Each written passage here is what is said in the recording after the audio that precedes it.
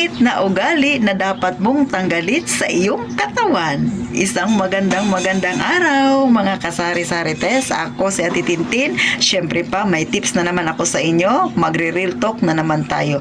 Pero syempre relate pa rin ito sa ating negosyo. At syempre pa makakatulong din ito maging sa personal ninyo mga kasari. Pero bago ko simulan ang topic na yan, pindutin mo na ang subscribe button na yan sisi at tayo nang magchismisan. Alam mo mga kasari, itong babanggitin ko sa iyo na unang-unang ugali na dapat mong alisin sa katawan mo. Ito yung kawalan mo ng tiwala sa iyong sarili. Ikaw mismo, hindi ka nagtitiwala sa sarili mo. Mabuti pa sa ibang tao, nagtitiwala ka. Pero sa sarili mo, ewan ko ba kung bakit wala ka niyan. Di ba mga kasari? Nakakatawa naman talaga. Minsan humihingi tayo ng payo sa ibang tao, pero alam naman natin na sila nga hindi nila kayang solusyonan ang problema nila. Yung problema pa ba natin? Ganon mga kasari. Yan na lang ang isipin mo. May plano ka para sa future mo, may plano ka para sa hanap buhay mo, at kung ikaw naman ay may negosyo, nagbabala ka na palakihin pa ang tindahan mo, pero hindi mo ginagawa. Bakit? Wala kang tiwala sa sarili mong kakayahan. Lagi kang may doubt sa sarili mo mismo. Diba? Ay sino na lang ang magiging kakampi ng sarili mo, sisi? Kahit ikaw mismo, hindi ka nagtitiwala sa sarili mong kakayahan. Alam niyo mga kasari, isa yan sa pinakapangit na pag-uugali natin na meron tayo na dapat nating alisin. Kasi nga, nakakasira yan ng diskarte. May mga plano tayo sa buhay natin na minsan nagkakamali tayo. Siyempre, nagpapatunay lang yan na tao tayo. Pero hindi ibig sabihin na mawawalan ka na ng tiwala sa sarili mo. Kaya nga 'di ba sabi nila pag nagplano ka, dapat may plan A ka, dapat may plan B ka, at dapat may plan C ka. At higit sa lahat, syempre pa, kapag may mga plano ka na ukol sa sarili mo, sa buhay mo, mapanegosyo man yan, mapapamilya man yan, dapat syempre ipag-pray mo para maging maayos ang lahat. Yun lang yung may papayo ko talaga mga kasari. At saka huwag kang laging negatibo. Isa rin yan sa pangit Nagpaplano ka ng maiayos yung ganito, yung ganyan. Pero inuunahan mo kaagad ng negatibo. So, walang mangyayari. Kasi nga, negatibo yung pinagpapauna mo. Imbis na magiging maganda yung outcome, nagiging pangit. Kasi sa pangit mo siya tinitingnan. At kung sakali man na dumating ang mga, yung plano mo na hindi naman kagandahan yung naging outcome, dapat maging handa tayo. Kasi kailangan lang natin na harapin ang problema. Hindi natin dapat talikuran. Kasi sabi nga, 'di ba, malalaman mo na magiging matatag ka kapag marunong kang humarap sa problema. At saka alam mo sa sarili mo na kaya mong lusutan 'yan. Kaya dapat magtiwala ka sa sarili mong kakayahan. Meron ka na ba 'yan? Naalis mo na ba 'yan? Sana matanggal sa atin 'yan. Kahit si Ate Tintin noon ay may ganyan ding pag-ugali. Pero naisip ko, pangit pala yun. Hindi siya makakatulong. Lalo na kung lagi kang negatibo. Dapat chill lang tayo. Dapat manatili tayong positibo. Number 2 na ugali natin na dapat nating tanggalin na hindi siya nakakatulong sa atin, mga kasari, yung mas naniniwala ka sa sol-sol kaysa sa sarili mo. Di ba may mga ganyan mga kasari? Kunwari ako, may plano na ako sa sarili ko. Parang hindi ako kumbinsido, so nagtatanong ako sa kaibigan ko. Tapos yung kaibigan ko, solsolera, dapat ito yung gawin mo.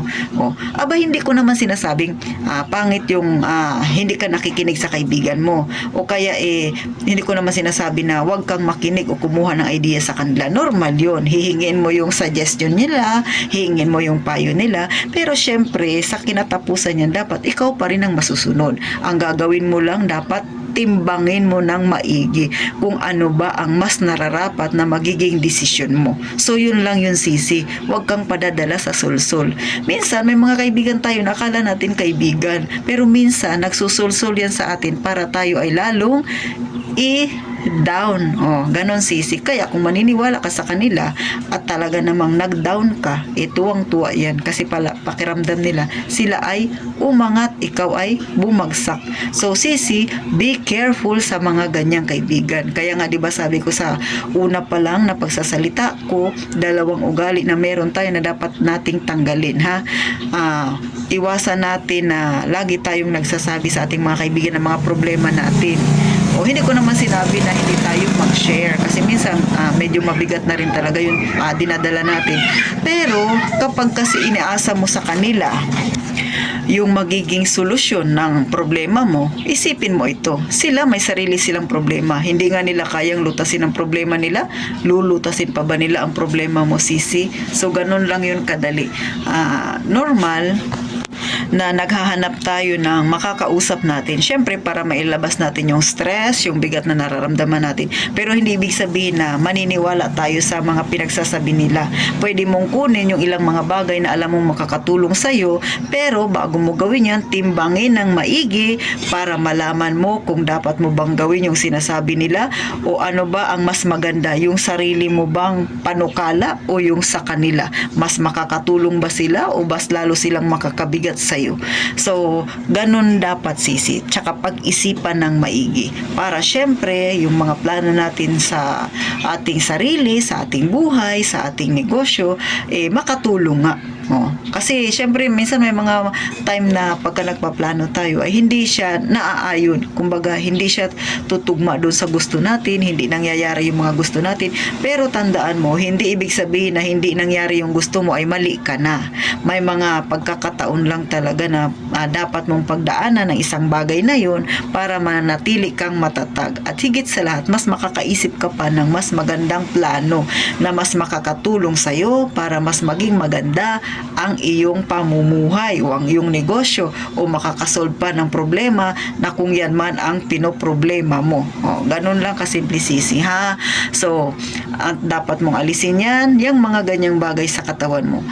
Isipin mo na lang, tayo ay tao, may kanya-kanya tayong kalakasan. So, hindi ibig sabihin na hindi niya kaya, ay hindi mo na rin kaya. May mga pagkakataon na mas alam mo sa sarili mo na mas malakas ka sa kanya. So, yun ang panindigan mo. At syempre, higit sa lahat, manatili kang positibo. So, hanggang dyan na lang ang topic na titintin. Sana kahit papano nakatulong sa'yo, sisi. At gaya nga ng palagi kong sinasabi, mag-iingat tayong lahat palagi, mga kasari.